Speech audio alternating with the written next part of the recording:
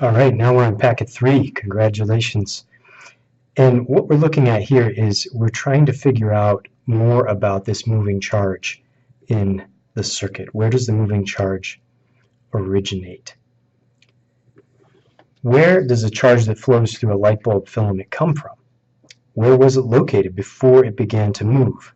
These questions will be investigated using a charge storing device called a capacitor in the battery and bulb circuits that we used in the previous section.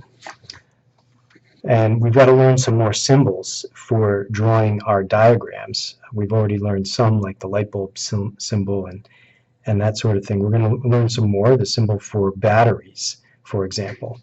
And these are symbols for batteries. This is one cell, so like 1D cell, 2D cells, and 3D cells. So you can see here that we put the positive side of the battery next to this long T shape, and we put the negative side of the battery, the negative sign, next to this darker line, this thicker line here. So this is how you would draw a battery as a symbol on a diagram.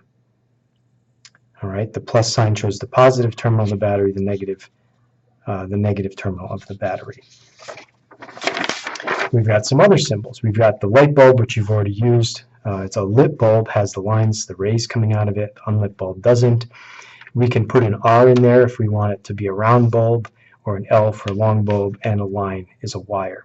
So let's compare here. Here's what they call the visual appearance of a circuit.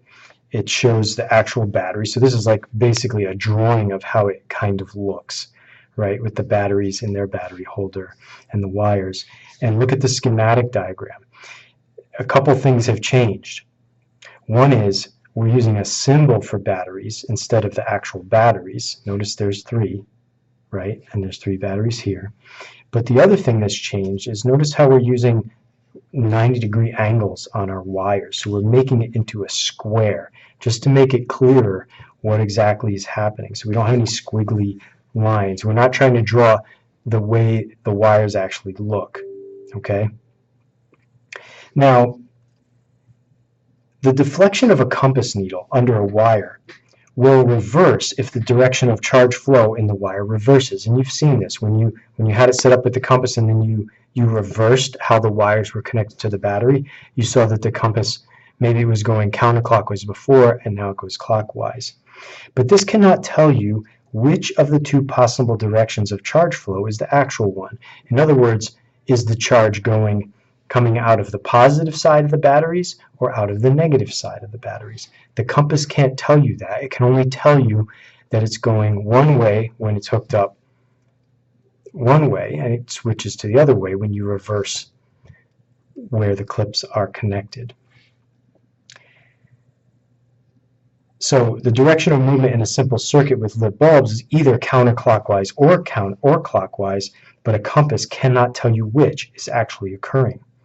So to avoid confusion, we need to assume that charge travels in one of the 2 possible directions. And so a long time ago, scientific and engineering professionals agreed on what they call a conventional flow direction. The word conventional means by agreement. And basically what they assumed is that the charge, the stuff that's flowing through the wires, comes out of the positive terminal and goes into the negative terminal of the battery. So it comes out of the positive side of the battery and goes into the negative side. So you can see this arrow here showing that flow. And then if we reverse the battery, notice here, now the positive is on the bottom and the negative is on the top, then the charge again flows out of the positive side into the negative side.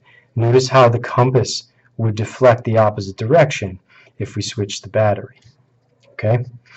Now you're going to try out here. You're going to try your hand at drawing one of these schematics in exercise 3.3. You're going to try to reproduce this circuit as a schematic. Remember, make your lines square, make them 90-degree angles, and use the symbols instead of the batteries. And then on the next page, you're going to reverse that. You're going to start out with the schematic, and you're going to actually draw the physical batteries in and draw your wires as squiggly lines. Okay, good luck with that.